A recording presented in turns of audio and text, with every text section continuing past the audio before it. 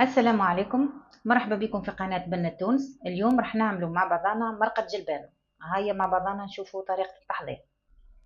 نحطوا شوية زيت في الطنجرة تاعنا، ما نكثروش الزيت، الجلبانة ما تحبش الزيت. نحطوا البصل اللي قصيناه،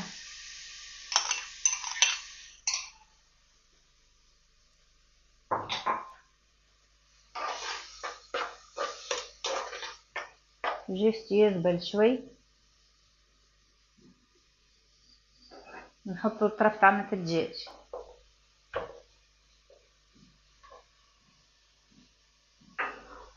ونخليوهم يتقلبوا شوي.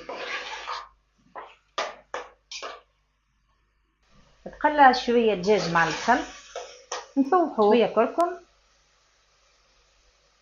تابل، شوية فلفل أكحل، شوية ملح،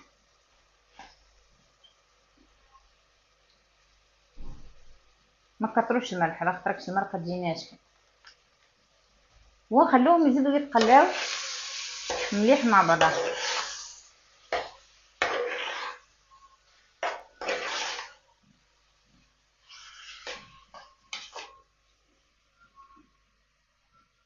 نزيدوا لها الطماطم اللي قصيناها وشويه هريسه عربي،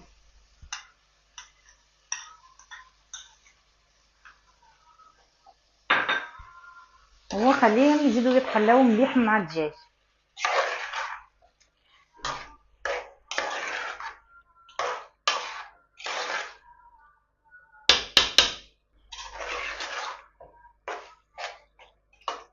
نحطوا لها الثوم،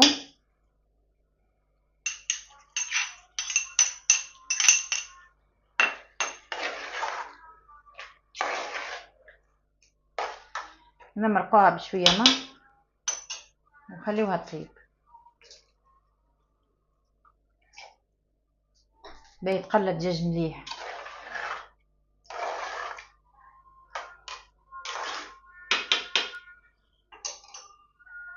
ودرك نحطوا الجلبانه تاعنا، نحطوا معاها شويه بطاطا، قصوها بالطول البطاطا،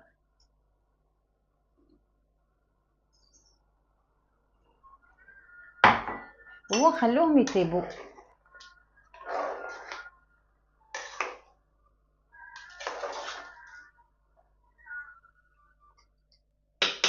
نحطوا لها فلفل احمر شايح يمد لقوه وقرن فلفل، ونخليوها تطيب معاها شويه ونطفيه.